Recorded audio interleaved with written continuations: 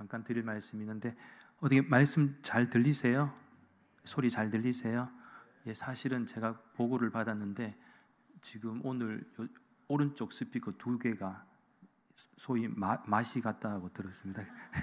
그래서 저도 지금 보니까 말을 하는데 조금 이렇게 먹먹하게 좀 들리는 것 같기도 하고, 제가 얘기는 하는데 저도 조금 이렇게 제 목소리가 어색하게 들리긴 한데, 하여튼 뭐 잘 들리시면은 됩니다. 예, 잘 안 들리면 졸아보일 수도 있기 때문에 예, 최대한 저도 가까이에서 크게 좀 이렇게 하도록 하겠습니다. 그래서 하여튼 빨리 조치를 좀 잘 취하도록 그렇게 하겠습니다. 오늘 이 시간에는 10가지 재앙을 통해서 배우는 교훈이라는 제목으로 잠시 하나님 말씀을 나누도록 하겠습니다.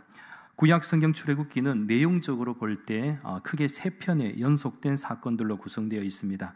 그러니까 여러분 잘 아시는 바와 같이 출애굽기는 총 40장으로 되어 있지 않습니까? 첫째는 1장부터 6장까지 이해할 수 있는데 출애굽을 위한 준비 사건입니다. 즉 하나님께서 이스라엘 백성을 구원하시기 위해서 누구를 부르십니까? 지도자 모세를 부르시는 사건이죠. 그래서 이 부분은 이 모세라는 한 개인의 변화에 초점을 맞추고 있습니다. 둘째는 7장부터 18장까지로 이 출애굽 사건입니다. 하나님께서 이 모세를 애굽으로 보내셔서 이스라엘 백성을 구출하시는 사건을 담고 있습니다. 이 부분은 이스라엘을 구출하시는 하나님의 놀라운 은혜와 역사에 초점을 맞추고 있습니다. 마지막 셋째는 19장부터 40장까지로 출애굽 이후 사건입니다. 이 하나님께서 출애굽한 이스라엘 백성을 광야에서 이 하나님의 백성으로 세우시는 사건입니다. 이 부분은 하나님과 이스라엘 백성 사이의 언약에 초점을 맞추고 있습니다. 그런 의미에서 오늘 이 본문의 말씀은 10가지 재앙 가운데 마지막 재앙인 장자의 죽음에 관한 내용을 담고 있습니다. 참고로 출애굽기 7장 14절부터 12장 36절까지는 소위 10가지 재앙 사건을 다루고 있습니다. 특별히 하나님께서 모세를 애굽으로 보내셔서 바로왕 앞에 가서 이 말을 전하라고 하시죠. 그것이 출애굽기 8장 1절 말씀에서 잘 설명하고 있습니다. 여호와께서 모세에게 이르시되 너는 바로에게 가서 그에게 이르기를 여호와의 말씀에 내 백성을 보내라. 그들이 나를 섬길 것이니라. 물론 바로가 이 말씀에 응답하기는 만무하죠. 그것은 2가지 이유 때문입니다. 하나는 바로가 여호와 하나님을 잘 모르기 때문입니다. 하나님을 모르니 하나님의 말씀을 따를 리가 없겠죠. 또 다른 하나는 이스라엘 백성을 보내면 나라가 위태롭기 때문입니다. 이스라엘 백성들은 장정만 60만 명입니다. 그리고 여자라든지 어린아이들까지 노인들까지 다 합치면은 어떻게 됩니까? 전체 한 200만 명에 가까운 인구의 수를 가지고 있습니다. 적지 않는 숫자입니다. 그리고 이들이 당시에는 노예였습니다. 그러니까 하루아침에 그 막대한 노동력을 잃어버린다면 이 애굽의 경제난에 심각한 우려가 발생됩니다. 그래서 바로가 필사적으로 버티게 됩니다. 하지만 버티는 바로에게 하나님께서 심판의 매를 드십니다. 그것은 바로 애굽 땅에 재앙을 퍼부으신 것입니다. 그것도 무려 10차례나 계속됩니다. 참고로 우리가 10가지 재앙을 잠시만 좀 살펴보자면 첫 번째가 여러분 무엇이었습니까? 피 재앙이죠. 피. 애굽의 모든 강과 하수가 피로 변했습니다.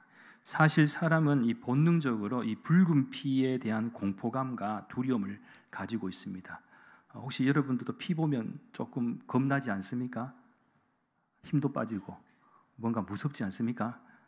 많이 무섭지 않다 하면 담대한 사람입니다. 피 보고도 안 놀라면은 왜 그렇습니까? 우리가 이렇게 두려움을 느끼고 공포감을 느끼는 것은 피는 생명이기 때문에 그렇습니다. 그래서 피를 흘리는 모습을 보면 힘이 빠지고 무서움을 느끼게 되는 것이 무엇입니까?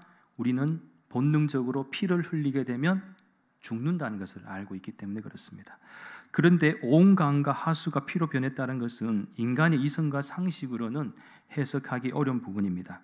만일 오늘날에도 우리 주변의 모든 물이, 우리가 부딪히는 모든 물이 피로 변한다고 한번 생각해 보십시오. 정말 무섭고도 또 큰 재앙 그 자체다라는 것입니다. 둘째가 무엇입니까? 개구리 재앙이죠. 개구리 재앙. 글쎄요, 이 개구리가 애굽의 온 땅을 덮었습니다. 물론 여기서 이 개구리 고기가 맛있는데 그러면서 이 개구리 고기 보내주시면 나는 땡큐입니다. 그러고 개구리 뒷다리 구이 진짜 맛있지 하면서 구워 먹으면 좋겠다 이래 생각할 수도 있겠지만 여러분 그것도 한두 마리지, 그죠? 완전히 온 땅을 덮을 정도라 그러면은 이 엄청난 재앙이다. 또 세 번째가 무엇입니까? 이재앙. 땅의 티끌들이 이로 변했습니다. 근데 저는 여기서 이보다는 사실 저는 바퀴벌레라든지 쥐가 더 무서울 것 같아요, 그죠? 이는 좀 피 좀 주고 말지 이래 생각할 수 있잖아요, 그죠? 그런데 사실 이제 역사적으로 볼 때 우리나라 같은 경우에도 50년대 전쟁 전후로는 5, 60년대 이가 많았습니다. 그리고 가난한 그 나라의 특징이 무엇입니까? 어려운 환경의 특징이 일단 첫째가 빈대가 많습니다. 두 번째는 바퀴벌레가 많고요. 세 번째는 쥐가 많습니다. 그래서 우리도 한때 쥐잡기 운동 많이 했잖아요.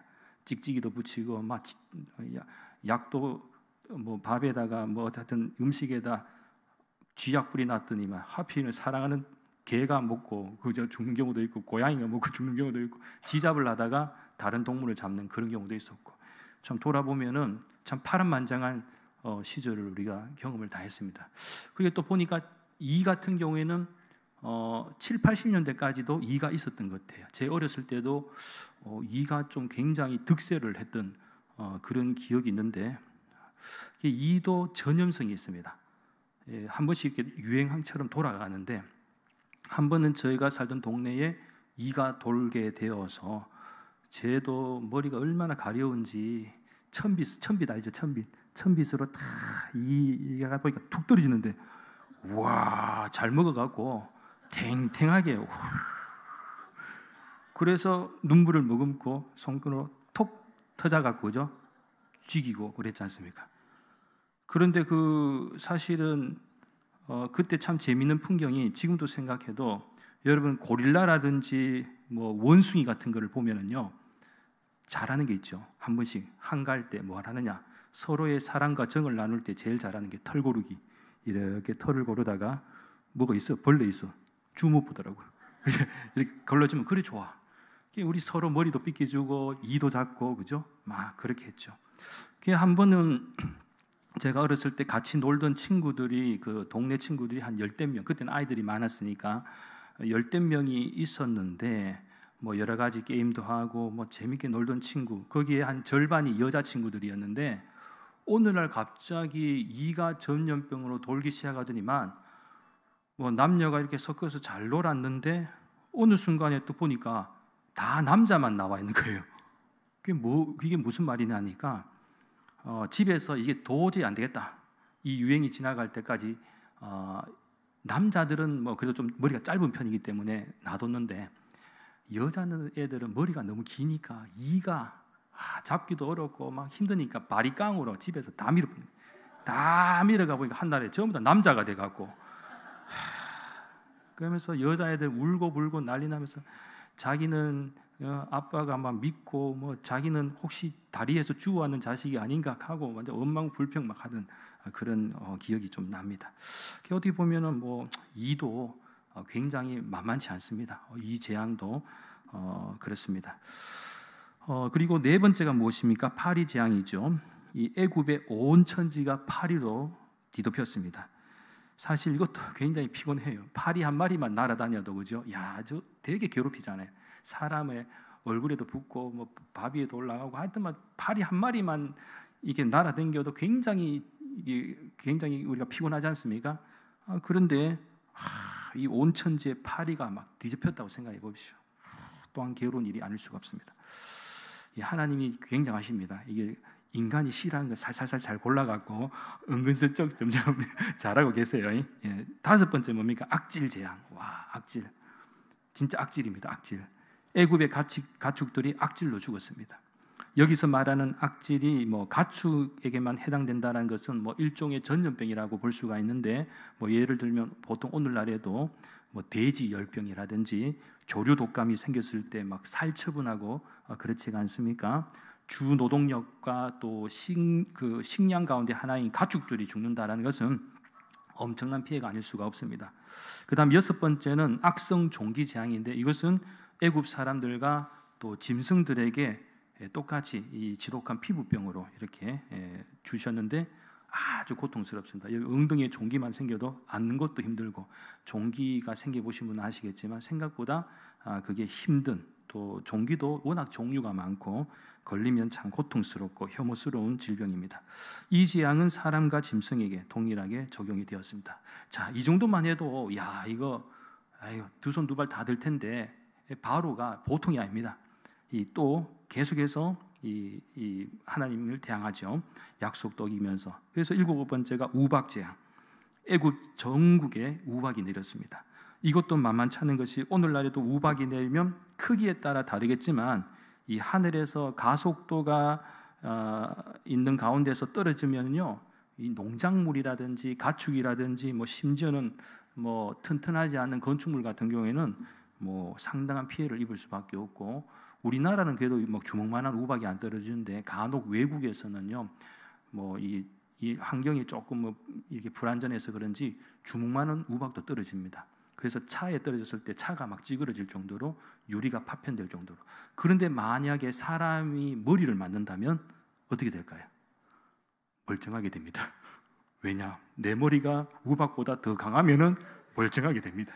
그런데 약하면은 어떻게 됩니까? 그 다음 여러분의 상상에 맡기도록 하겠습니다. 아무튼 위험합니다. 자, 8번째가 메뚜기 재앙입니다. 애굽 전역에 메뚜기 떼가 창궐했습니다. 사실 메뚜기도 여러분 구워 먹기도 하고 메뚜기 반찬도 있어서 야, 이거 이 정도는 가뿐하지 않겠나, 두려운 재앙이 아니라고 생각할 수 있지만, 이 간혹 오늘날에도 호주나 북미 그리고 아프리카 이 지역에서는 엄청난 메뚜기 떼의 습격 영상들을 어떤 유튜브라든지 볼 수 있는 기회가 있습니다. 안 볼 때는 몰라요. 메뚜기가 무섭노? 맨날 구워도 먹고 잡아도 먹고 그랬는데 뭐가 무섭노? 이러는데, 야, 메뚜기가요 식성이 엄청 좋습니다. 농작물을 순식간에 싹 갉아먹고 휩쓸고 가는데, 그냥 있는 거 하고 온 집안에 메뚜기가 들어오고 생각해 보십시오. 그 한두 마리도 아니지. 그것도 보통 문제가 아니거든요. 다행히 우리나라에는 메뚜기가 떼로 몰려다닌 것이 잘 없어서 얼마나 감사한지 모르겠습니다. 메뚜기 떼가 한 번씩 쓸고 간다는 거 하면은 우리나라도 끔찍하죠. 자, 9번째는 흑암 재앙입니다. 흑암으로 애굽 전체가 어둠에 덮였습니다. 사람들은 옛날부터 이 어둠을 좋아하지 않았습니다. 그래서 악은 밤에 이루어진다라고 생각하게 되었습니다. 그렇게 흑암은 무엇보다 사람들의 심리를 더욱 불안하게 만들고, 또 실제적으로 이 과학자들이 증언한 바에 의하면 만일 태양이 단 1분만 우리 지구에 빛을 보내주지 않는다면요, 지금 지구의 환경과 재앙이 엄청나게 올 수 있다라고 이렇게 경고를 했습니다. 물론 현재는 그럴 일이 전혀 없습니다. 그런데 빛이 없는 그 삶이란 것은 잠깐만이라도 엄청난 재앙이다라는 것이죠. 온도도 만약에 하루만 된다 하도 온도가 급속도로 떨어지면서 그야말로 지옥이 아닐 수가 없다라는 것입니다. 자, 9번째까지는 어쨌든 잘 견뎌냈습니다. 그런데 마지막, 자, 하나님 보기가 야, 잘하네, 잘 견디네, 알아서 제일 센 거 하나 주지. 그래서 마지막 10번째가 뭡니까? 여러분 아시는 바와 같이 장자 재앙. 이 애굽의 장자들이 다 죽었습니다. 그런 의미에서 어떻게 보면 이 10가지 재앙 가운데 어느 것 하나하나가 끔찍하지 않는 재앙이 없습니다. 정말 견딜 수 없이 고통스러운 재앙들입니다. 하나님은 이 10가지 재앙을 쏟으심으로써 이 바로가 결국에는 버티다 항복을 하게 됩니다. 그렇다면 하나님께서는 이러한 10가지 재앙을 통하여 무엇을 말씀하시려는 것일까요? 오늘 이 시간에는 크게 3가지 관점에서 간략히 말씀을 좀 나누도록 하겠습니다. 첫째는 10가지 재앙 속에서 하나님 자신을 나타내고 계십니다. 출애굽기의 10가지 재앙 사건을 자세히 살펴보면 하나님께서 재앙을 내리신 목적을 발견할 수가 있습니다. 예를 들면 출애굽기 7장 5절 말씀에서는 내가 내 손을 애굽 위에 펴서 이스라엘 자손을 그 땅에서 인도하여 낼 때야 애굽 사람이 나를 여호와인 줄 알리라 하시매. 여기서 나를 여호와인 줄 아시매 이 대목. 그 다음에 또 역시 7장 17절 말씀에 주목하시면 여호와가 이같이 이르노니 내가 이로 말미암아 나를 여호와인 줄 알리라. 볼지어다 내가 내 손의 지팡이로 나일강을 치면 그것이 피로 변하고, 앞에서도 보면 나를 여호와인 줄 알리라 라고 말씀하고 있죠. 그리고 한 곳만 더 살펴보면 8장 22절 말씀에서도 그날에 나는 내 백성이 거주하는 고센 땅을 구별하여 그곳에는 파리가 없게 하리니 이로 말미암아 이 땅에서 내가 여호와인 줄을 내가 알게 될 것이니라. 여기서도 여호와를 알게 될 것이다. 그러니까 공통적인 내용이 있다면 그것이 무엇입니까? 나를 여호와인 줄 알게 할 것이다. 하나님을 모르는 사람들에게 하나님이 누구이신지를 보여주겠다는 것입니다. 한마디로 이 10가지 재앙을 통해서 하나님은 친히 자신을 드러내시고, 나아가 내가 누구냐? 신 중의 신이다. 참신이다. 우주 만물을 창조하신 전능하신 하나님, 이방 신하고는 비교할 수 없는 하나님, 인간의 모든 생사업을 주관하시는 그런 하나님이시다라는 것을 드러내셨습니다. 그렇기에 모든 인간은 오직 하나님만을 섬겨야 하고 하나님만을 의지해야 함을 가르쳐주고 있습니다. 둘째는 하나님의 특별한 사랑을 확인시켜 주신 것입니다. 이 10가지 재앙은 하나님께서 이스라엘 백성을 특별히 사랑하신다는 것을 확인시키신 사건입니다. 하나님께서는 이미 모세를 부르실 때에 이스라엘 백성이 하나님께 어떤 존재인지를 확인시키신 바가 있습니다. 그것이 출애굽기 6장 7절 말씀에서 발견할 수가 있는데, 너희를 내 백성으로 삼고 나는 너희의 하나님이 되리니 나는 애굽 사람의 무거운 짐 밑에서 너희를 빼낸 너희의 하나님 여호와인 줄 너희가 알지라고 말씀해요. 그러니까 하나님은 이스라엘을 내 백성으로 삼겠다라고 말씀하시고 또 출애굽을 해주겠다라고 이렇게 약속을 하신 것이죠. 하나님은 이스라엘 자기 백성들을 사랑해 주셔서 고통 가운데 있는 그들의 부르짖음에 귀를 기울이시고 응답해 주시는 분이심을 우리들에게 잘 가르쳐 주십니다. 그래서 하나님은 이스라엘을 애굽의 무거운 짐에서 빼내어 주셨습니다. 마찬가지로 오늘날 우리 시대에도 하나님은 특별한 하나님의 사랑을 확인시켜 주시기를 원하시고, 가급적이면 하나님을 믿지 않게 되어서 하나님의 심판을 받기를 원하지 않으십니다. 그렇게 하나님은 택하시고 부르신 이 백성들을 통하여 하나님의 사랑을 전달하기를 원하시고, 또 그 위대한 사명을 택하신 이 사명을 택하신 하나님의 자녀를 통해서 역사하기를 원하신다는 것입니다. 마지막 셋째는 이 하나님의 구원 계획을 드러내셨습니다.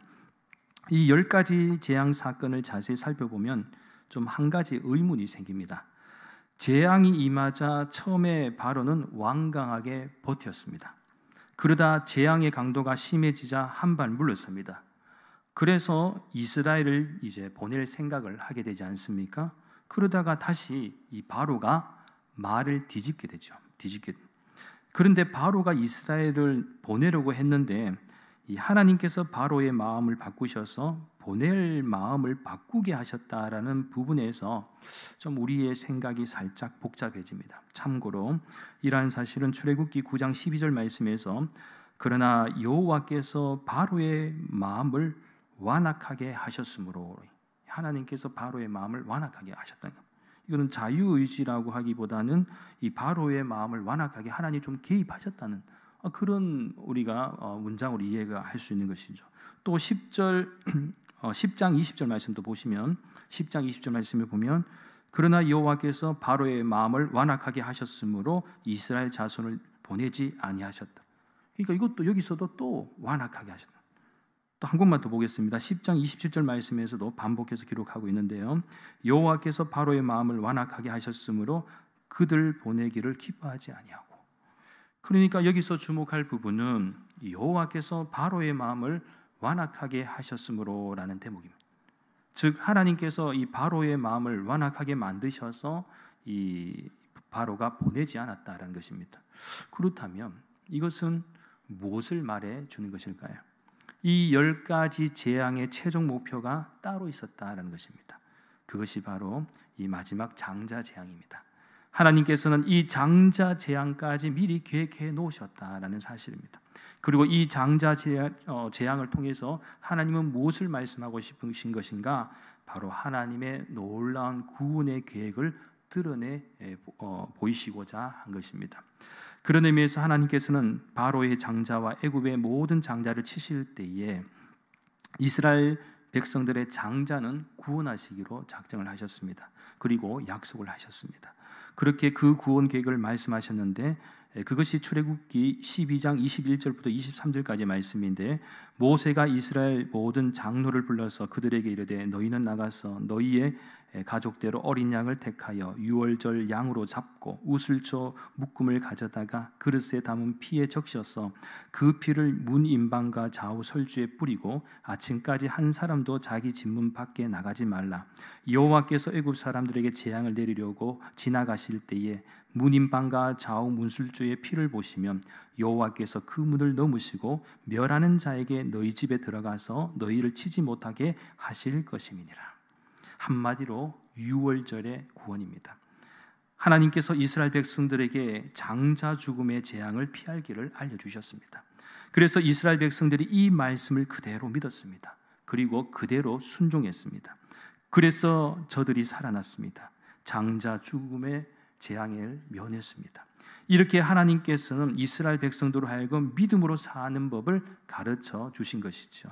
하나님의 말씀을 믿고 그 말씀대로 순종하면 구원을 받을 수 있다라는 이 사실을 철저하게 깨닫게 해주셨다는 것입니다. 그렇습니다. 하나님께서는 오늘 살아간 우리들에게도 마찬가지로 말씀하고 계시죠. 우리가 살 수 있는 길은 오직 믿음뿐이다. 그래서 우리를 구원하고자 십자가의 보혈의 피를 흘리신 예수 그리스도를 믿어야 산다. 너희는 예수 그리스도의 보혈의 그 은혜를 믿어야 산다는 것입니다. 오직 믿음으로 저 천국에 갈 수 있다. 또한 오직 믿음으로 이 땅에서 순종하며 살 때 참된 하나님 주시는 복을 누리며 살 수 있다라는 사실을 우리들에게 말씀하고 있는 것입니다. 그래서요, 혹시 여러분들에게 제가 이렇게 질문을 드린다면 어떻게 답변하시겠습니까? 제가 한번 질문을 한번 드려볼게요. 질문입니다. 죽을 뻔한 것이 좋습니까? 아니면 살 뻔한 것이 좋습니까? 자, 그냥 각자 대답했을 거라 생각하고요. 성급한 마음에 혹시라도 살 뻔한 것이 좋다고 대답하셨다면 그것은 살 뻔하였으나 아쉽게 죽은 사람이 되죠. 예를 들어 사도바울 같은 경우도 사도행전에서 아그리빠 왕에게 예수님에 관하여 설명하자 그가 거의 그리스도인이 될 뻔하였다라고 했습니다. 이는 영적으로 무척 아쉬운 일이기도 합니다. 하지만 믿을 뻔한 것은 소용이 없다. 믿을 뻔한, 오히려 반대로 못 믿을 뻔한 했어요. 못 믿을 뻔했는데 믿었다는 것이고, 믿을 뻔했는데 그러면 안 믿게 됐다는 거예요. 그 뒤에 문장이 이어진다는 거예요. 마찬가지로 우리의 가정도 교회도 못 될 뻔했다가 되어야지 잘 될 뻔했다가 되면 잘 될 뻔했다가 안 됐다는 얘기예요. 못 될 뻔했다가 잘 됐다 이래요. 여러분의 일도 대박 날 뻔했다가 아니라 대박 나지 못할 뻔했다가 돼. 맞죠? 좀 어렵죠? 헷갈리긴 헷갈리는데 그런데 결론은 완전 180도 달라요. 맞죠? 결론이 180도 달라요. 마찬가지로 하나님을 알고 하나님의 사랑을 전하고 구원의 길을 열어가는 것도 그렇습니다. 구원받을 뻔한 사람이 되어서는 안 된다. 구원받을 뻔했다 그러면 아직 받지 못했다. 그리스도의 복음을 수없이 여러 번 들었으나 아그리빠 왕처럼 거의 구원받을 뻔하였다면 무슨 소용이 있겠습니까? 그죠? 못 받을 뻔했는데 받았다가 이게 정상적인. 대통령에 당선될 뻔했다 해도 이것은 당선이 아니면 낙선이 됐는데 대통령이 될 뻔했다 그러면 안 됐다는 얘기예요. 그죠? 될 뻔한 것은 아무 소용이 없습니다. 될 뻔한 것은 소용이 없다. 따라서 10년, 20년 동안 교회에 나갔는데 여전히 구원의 확신이 없고 믿음이 없으면 믿지 못했을 뻔했다가 아니라 믿을 뻔했다든지 구원받을 뻔했다면은 그보다 더 안타까운 일이 어디에 있겠습니까? 그래서 저는 소망합니다. 앞으로 2023년 후반기 시간은 그저 습관적이고 형식적인 신앙에 빠지지 말고 전심을 다해 하나님을 만나고 하나님께 나의 온전한 신앙을 보여드릴 수 있는 기회가 되었으면 좋겠습니다. 신실한 마음으로 예배 생활과 기도 생활에도 승리하고 말씀과 찬양과 섬김과 봉사에도 승리하고 나아가 하나님을 기쁘시게 할 뿐만 아니라 내가 만나는 사람들에게도 선한 영향력과 또 믿는 자의 본이 되는 은혜가 있기를 간절히 소망합니다. 사랑하는 여러분, 이제 말씀을 정리합니다. 10가지 재앙을 통하여 무엇을 배우고 깨달아야 하는가? 오늘 이 시간 주신 말씀 3가지.